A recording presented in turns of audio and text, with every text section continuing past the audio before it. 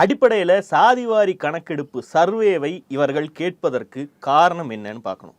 ஏன்னா திமுக மாதிரியான ஒரு சமூக நீதிக்காக இயங்குகிற கட்சி, இடஒதுக்கீட்டு சட்ட போராட்டத்தில் பெரிய பாரம்பரியம் உள்ள ஒரு கட்சி, ஒரு சாதிவாரி கணக்கெடுப்பை அண்டை மாநிலங்கள் எடுக்கும்போது ஒரு 50 நாட்கள் அரசாங்க மிஷனரியுடைய வேலை, சில பல கோடிகள் செலவு, பக்கத்து மாநிலங்கள்லாம் எடுக்குதே, நாமளும் கூட எடுத்து வச்சுட்டா அதில் என்ன பிரச்சனை அப்படின்னு நம்மாட்கள் பல பேருக்கே அந்த கேள்வி இருக்கும்.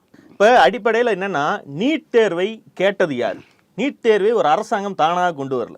பஞ்சாபும் கேரளாவும் எங்களுக்கு நீட் மாதிரியான ஒரு பொது நுழைவுத் தேர்வு தேவை அப்படின்னு கேட்குறாங்க. ஒவ்வொரு மாநிலத்துக்கும் போய் சேர்றதுக்கு எங்கள் பிள்ளைய ஒவ்வொரு மாநிலத்துக்கு தேவையான நுழைவுத் தேர்வு எழுத வேண்டியதாக இருக்கு. இந்தியா முழுக்க ஒன்று தேவை, ஒரு பொது நுழைவுத் தேர்வை கொண்டு வாங்கன்னு யூபிஏ அரசாங்கத்திடம் இந்த 2 மாநிலங்கள் கோரிக்கை வைக்கின்றன. இந்த கோரிக்கையை பார்த்துவிட்டு மற்ற பல மாநிலங்களும் அதில் சேர்ந்து கொள்கின்றன.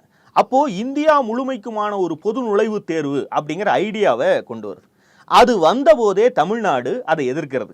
இதற்கான அடிப்படையான காரணம் என்னன்னா, இந்த மாநிலங்களுக்கு அந்த மாநிலத்தில் மருத்துவம் படிப்பதற்கான வழி இல்லை. அவர்கள் வெளிமாநிலத்தில் இருக்கக்கூடிய மருத்துவ கட்டமைப்பை பயன்படுத்தி கல்வி பெறுவதற்கு ஒரு இலகுவான முறை தேவை. எனவே பொது நுழைவுத் தேர்வு வேணுங்கிறத அவங்களுடைய கோரிக்கை. கலைஞரோ அன்றைக்கு இருந்த தமிழ்நாடோ அதை எதிர்ப்பதற்கான அடிப்படையான காரணம், எங்கள் மாநிலத்தில் போதுமான அளவுக்கு, இன்னும் சொல்ல போனால் இந்தியாவில் வேறெங்கும் இல்லாத அளவுக்கு மருத்துவ கட்டமைப்பும் மருத்துவ சீட்டுகளையும் நாங்கள் உருவாக்கி வைத்திருக்கிறோம். நாங்கள் உருவாக்கி வைத்திருக்கக்கூடிய இந்த கட்டமைப்பை வெளி மாநிலங்களில் உள்ள பொருளாதார வசதி மிகுந்த மாணவர்கள் ஒரு நுழைவுத் தேர்வை எழுதி இங்க வந்து படிக்கிறதுன்னு ஆயிடுச்சுன்னா, இங்க இருக்கக்கூடிய ஏழை எளிய மாணவர்களுக்கான இங்க இருக்கிற பணக்காரனும் படிச்சிருவான். யார் அதுல பாதிக்கப்படுவானா, இங்கு அரசு பள்ளியில் படித்த ஏழை எளிய மாணவர்கள் பாதிக்கப்படுவார்கள்.